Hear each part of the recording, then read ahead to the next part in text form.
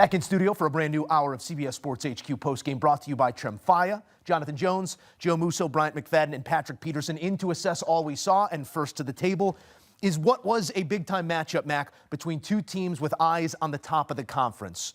One showed up, the other didn't, and still we found ourselves tussling late in this one. How'd we get there? Well, Sam Darnold had arguably the worst game of the season today in this matchup. Because when you look at Matthew Stafford didn't do a lot. He had 2 passing touchdowns, but only 130 yards. That's 10U football in youth league with quarterbacks. That's not Matthew Stafford, especially for Stafford, right? Yeah. But because of his defense and how aggressive they were, they made Sam Darnold look like the New York Jets. Sam Darnold in today's matchup. They had sticky coverage, and there were no throwing lanes for Sam Darnold. And if for whatever reason, guys, he never looked comfortable. And that just gave Matthew Stafford and his offense to have the cushion and to be in positions to put timely points on the scoreboard. But with all of that I said about Sam Darnold and what he didn't do right, they still almost won this ball game. Yeah. They got a defense in Seattle. Mike McDonald has built a Goliath of a defensive unit in terms of what they do on all 3 levels, and they kept their team afloat even in the midst of all the mishaps going on with their offense. This was the first matchup between these 2 teams, right? Yep. I can't wait to see the sequel. Pat, when we're talking about the defense on the other side here in L.A., already alluded to by BMAC what they're capable of. It's the number 2 scoring defense in the NFL, despite being the cheapest defense in the NFL. Yeah. How young this group is and how they've gelled over this last 24 months.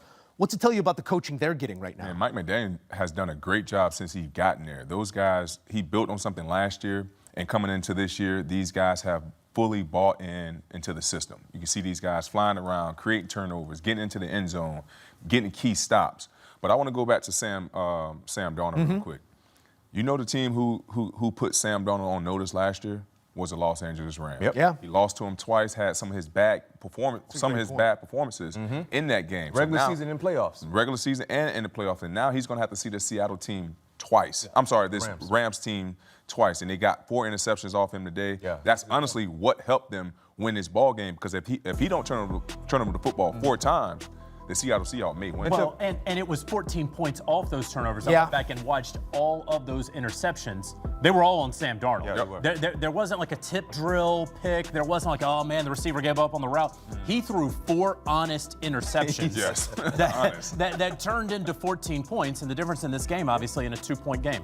This is not the type of performance that helps you shake that when's it going to come around type question that lingers around Sam Darnold. He's been great this season. The completion percentage downfield, the connection with Jackson Smith and Jigba. How does he shake that? I don't know how he shake. If I had the answer, I wouldn't be sitting here telling you. I'd be talking to the dude who signed a $100 million contract in the offseason. And telling him, hey, I got the magic potion for you, the elixir, if you will. That was always the hesitation. And go back to last year, right? And you talk about those Rams games. Obviously, right before that, it was that Lions game in the season finale, regular season finale.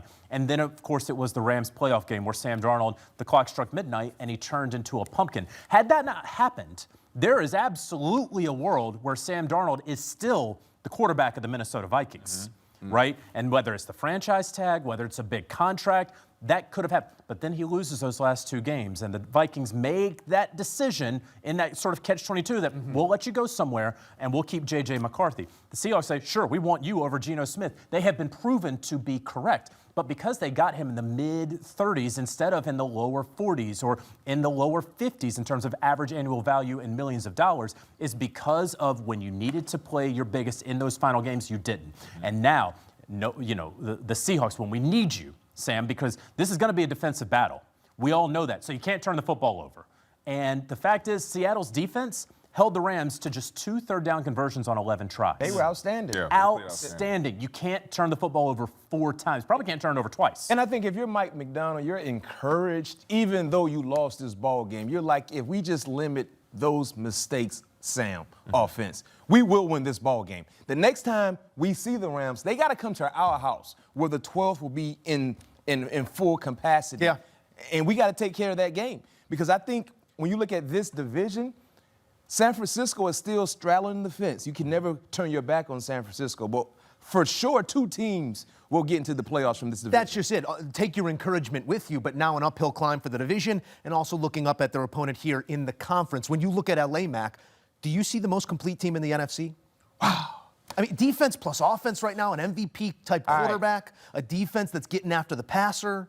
They do everything pretty darn well. The thing about L.A., I think the one knock on L.A.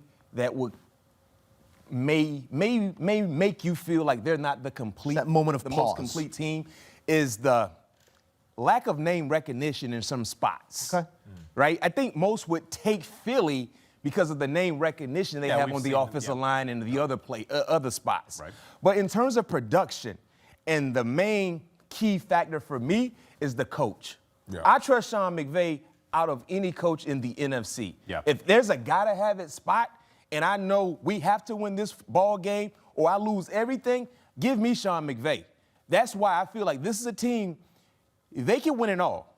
They can be the best team in the NFC, and they can win it all because of his coaching and what they're doing collectively as a unit. And we're not going to see 10U football from Matthew Stafford every Sunday. No. This is that one rare moment where you get 130 yards, where Devontae Adams has one catch, one touchdown. Coming off injury as well. So this was that rare moment where they weren't at their best, but Pat, you know, good teams still find ways to win, and they found a way to win. Hasn't thrown an interception in what feels like forever. Stafford taking care of the football. Sam Darnold on this day, not so much. A look at the next four for both of these teams. The Seahawks, it feels like a get-right spot at Tennessee. Then they'll take on a Minnesota team that always brings the exotics. Atlanta down right now in Indianapolis. We know what they present. As for the Rams, Tampa team that's living in the loss column. Like Tampa plays a playoff team every week. Right? Carolina, Arizona, Detroit to round out their next four. More to come here on HQ Postgame presented by Trimfaya. Next up, more divisional football in that very same division. The Seattle Seahawks fall to the Rams. Who would take this one between the San Francisco 49ers and the Cardinals? Oh!